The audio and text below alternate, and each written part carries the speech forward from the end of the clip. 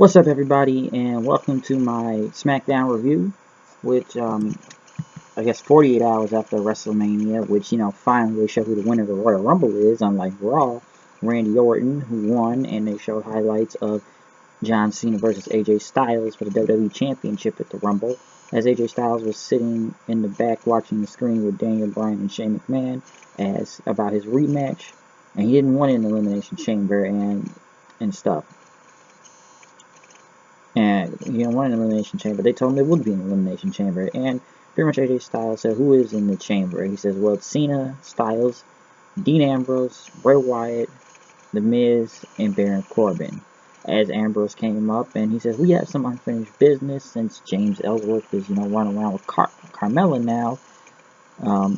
He wants to go one-on-one with him tonight. Pretty much Shane McMahon booked the match. John Cena came out then. He was the champion, which I think the whole Cena, let's go Cena sucks or whatever, yay and boo, and Cena says, come on, pick it up. And he wanted to apologize for AJ Styles for being another guy from Atlanta. He called him an elite WWE superstar that brings out the best in him, he says. And that performance he put on Sunday, no question, no one can doubt or do that, he says. But the Elimination Chamber is coming, and he had no time to, bask and, to making history in the Rumble. And I talk about, which I think they would make a bigger deal about him being a 16-time champion now, for him winning it, pretty much tying Ric Flair's record, I guess. But he said he has to defend his title in 2 weeks, and he pretty much finished saying that Smackdown now is the place to be, and Cena is the man to beat. So if you want some, come get some. Almost like he said when you get the U.S. title open.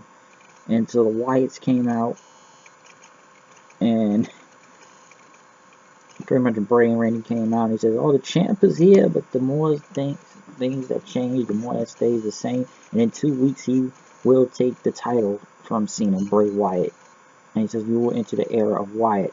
And pretty much Orton says, there's no better example for him, he says, and that, I guess he's going to still face Cena at the Royal Rumble, at WrestleMania, in the main event after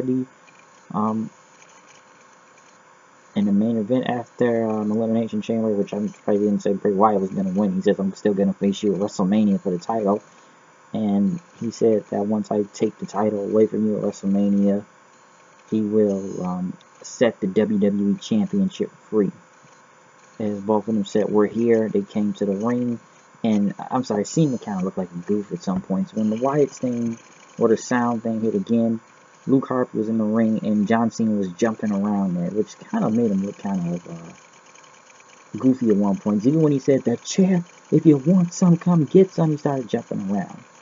And Cena kind of looked a little bit silly for a guy that's won the championship 16 times. It would be a history-making type of deal. But they pretty much kind of, we're only 2 weeks away from the Elimination Chamber, so we got to rush this as fast as we can. And, he didn't get not a really big package. He just came out and did his thing, but he did kind of look a bit goofy at some points going to the tag match as he jumped around. Like, oh yeah, Luke Harper's with me now. So I don't know if they're still going with John Cena versus Randy Orton in the main event of WrestleMania for the God knows how, 100 times now these two have faced. And I've heard, probably said something in the Royal Rumble review about the whole Bray Wyatt winning the championship, which is still kind of odd to me, to what I've heard. It's like, let me get this straight. Bray Wyatt win the title of the Elimination Chamber and face Randy Orton for the title of WrestleMania, but would have been smarter for, and then, like I said, I don't see John Cena as a transitional champion. I don't see him dropping the title in 2 weeks. That would be kind of weird, really. But, and I'm sure somebody's already commented on this. I know somebody commented on my Royal Rumble review, and I need to go back and respond to that. But it's just something very odd about it, really. And wouldn't Wyatt just won the Royal Rumble then if he was going to main event WrestleMania for the championship and win it instead of winning at the Elimination Chamber again? So he can. I'm not saying he's going to drop it to Orton or anything. Personally, I think Randy Orton needs a big win, especially after that whole Brock Lesnar thing. And yeah, he's been a Wyatt fan, but he needs kind of a really big win. But I don't know if they're going to go with the whole Cena versus Orton thing, which pretty much turned into a tag match with him and Harper, which Harper did not even want to fight Bray Wyatt at some points. because I guess he still had some control of him, but he went after Randy Orton multiple times. But when it came to the end, Harper was about to do his sister Abigail, but Orton pretty much kicked him. Wyatt didn't hit his sister Abigail to Harper. Cena was going to do an FU on him, but Orton hit the RKO for the win. But I don't know why Cena kind of trusted Harper if he was not going to do stuff at the time, which this was just a tag team match, but just because I don't know if they're still playing like that Orton's going to beat Cena at WrestleMania, which are only like, what, 2 months away, 3 or whatever, and that's coming soon, but right now, I don't. No one wants to see this match. No one. Just God, and Cena did look very silly at some point. Like, oh yeah, Harper's here. Luke Harper's here. It just looked silly at some points. So I don't know where they're going with this, but I don't know. James Ellsworth came out wearing the clothes Carmella picked for him last week. Looked like a, I think it's gonna say a rapper. It looked like somebody from the Jersey Shore or wherever Carmella's from.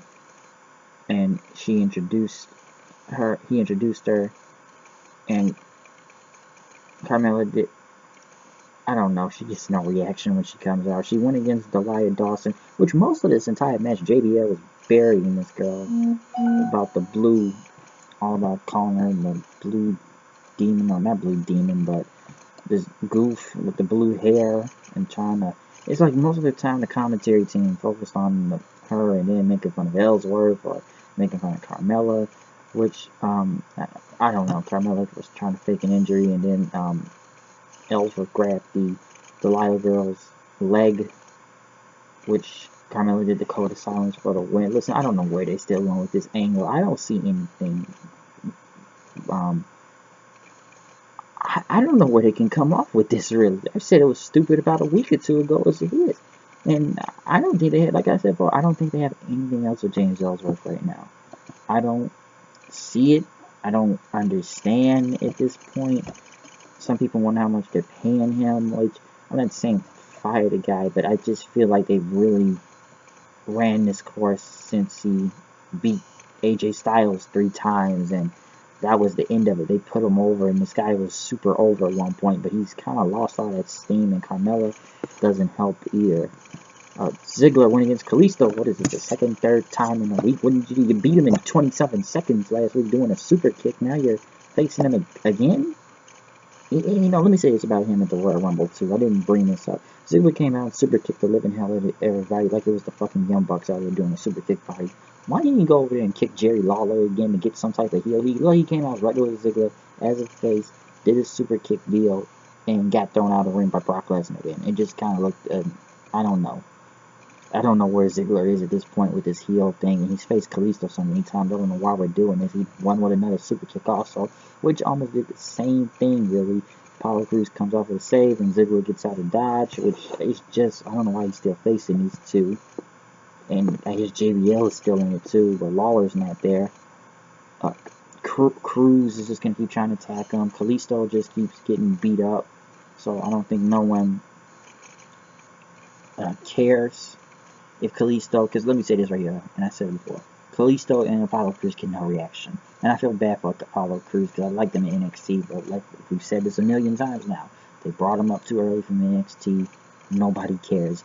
Ziggler is still getting cheered or somewhat getting a pop in a way. So I don't think people have actually booed Ziggler that much because they still look at him as a face. Nothing has changed. He's the same dude, comes out, same entrance, everything. So I don't know what they're doing, but it's just getting weird. Becky Lynch and Naomi cut a promo in the back talking about Glow Fire as they're going to take on Mickie James and Alexa Bliss. And, you know, here's another complaint. Once again, Mickie James gets no reaction like no one's ever seen her before. And we had the tag match, and they pretty much made it up that Naomi is going to be challenging Alexa Bliss for the championship, and Mickie James going one-on-one with Becky. And I will admit, Naomi was killing it at the end and everything. She got the pin on Alexa Bliss again, just like Sunday, split-legged moonsault. Now, they may play this into WrestleMania coming soon because WrestleMania 33 is in Naomi's hometown of Orlando, Florida, and maybe she'll get the big win. And I've already said this last week before in the Rumble, Naomi does deserve some type of shot for once because she is right. She was kind of right. She was the only woman not doing anything anything without a storyline, but at least they have something for her, and she's going for the championship right now. And maybe WrestleMania she will face her. But they really pretty much played it up into that. One thing that just did not make sense to me. Okay, this is the thing. American Alpha. We're in the back. Talking about, we've been sitting around here for a month. We're the tag team champions. We have nobody to face. So they issued an open challenge. An open challenge. To face anybody.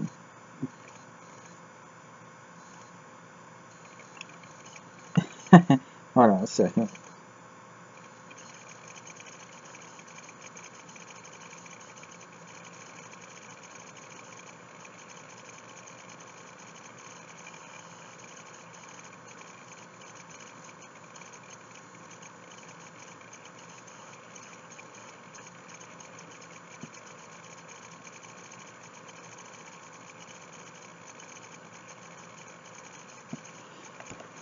Yeah, they pretty much had nobody to face. I'm sorry, I paused there for a minute. And American Alpha came out. The Usos came out then. Then the Ascension. Then the Vaudevillains. Then Brazongo. Then Heath Slater and Rhino. Which pretty much they all brawled and started beating each other out, throwing everyone everywhere. And we even went through commercial break. They still start fighting everybody. Everyone just started fighting each other. And the last two teams in the ring were American Alpha and Slater and Rhino, and their music just played for no reason, and so I just didn't understand where they were going, with that. And let me say this right here. Where is this? We're still in Texas, right? Corpus Christi. This crowd did not react to them fighting outside. It's kind of like they were just quiet. Like, they fought through the whole commercial break, beating each other up as referees and stuff, tried to break them up. But the tag team division makes no sense. They don't have any tag teams to face. There's nobody relevant enough to face American Alpha. This Wyatt thing is done. The Vaudevillains are just super buried at this point because of Simon Gotch. Ascension still jobbed the people. Slater and Rhino, I thought they were breaking up, but they haven't been incredible threat ever since they lost to Orton and Wyatt that quickly. Usos, I keep forgetting the Usos are there sometimes because they keep disappearing. I don't know if one of them were hurt with that. The Usos looked at there, then that there, then there, then that there. Brazongo looks like they were going for a shot, but it's somewhat hard to take them seriously with this, fashion police gimmick going on. And so I just don't know.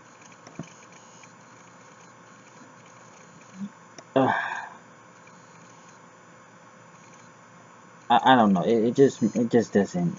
The tag division doesn't make no sense. Some with the women's division too, as people want to put it, because I don't know what's enough people on there on that or something. But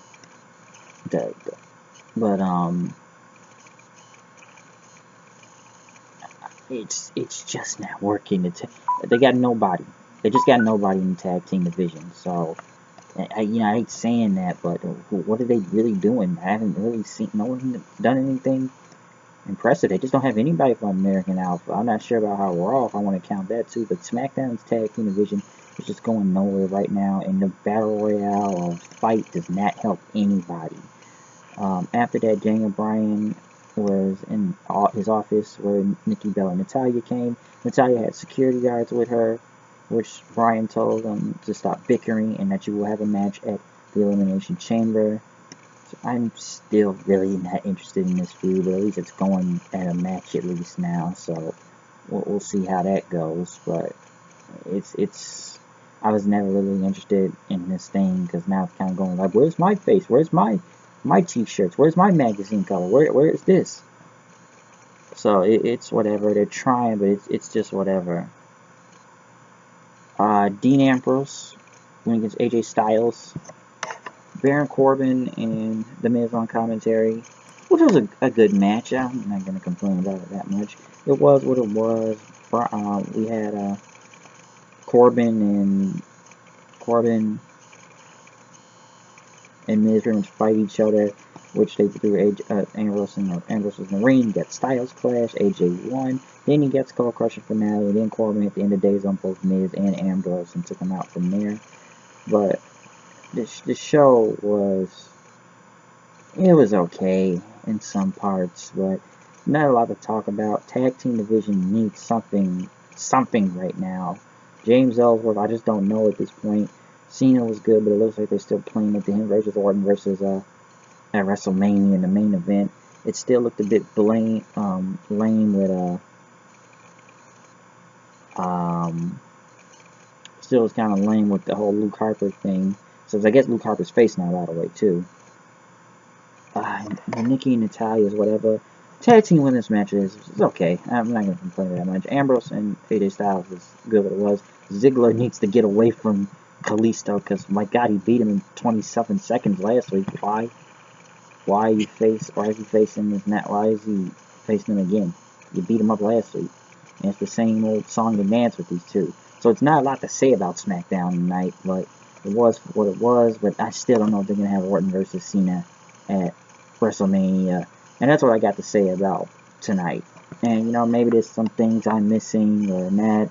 And you can check out my Raw review. I already talked about Samoa Joe and how that's going to go. I still think he should be on SmackDown, but hey, we'll see how far it's going Raw. And then again, Raw doesn't go a lot with people, but like I said, Samoa Joe, I may have didn't, mention accolades. I don't put a t-shirt up, NXT champion, former TNA World Heavyweight Champion, TNA Tag Team Champion, X Division Champion, and one of the longest undefeated streaks in TNA. So Samoa Joe. It was good to see him on there. I wish that crowd would have given a bigger fuck about it because that crowd was dead as fuck on Monday. And, I already went through the whole Raw review and everything about that. But SmackDown was for what it was. And that's all I can say about, really. Wasn't a lot to talk about. But some things it's just sometimes when I look at it. But we'll see how this Harper face thing goes and see if he'll come back after Bray Wyatt again. There's only Orton and Wyatt left in the Wyatt family themselves. But I am out here. I will see you guys later. Check out my Royal Rumble review, live reactions, Raw review, everything. Just watch all you can. But that's my review of SmackDown, and I will see you guys later. Peace out.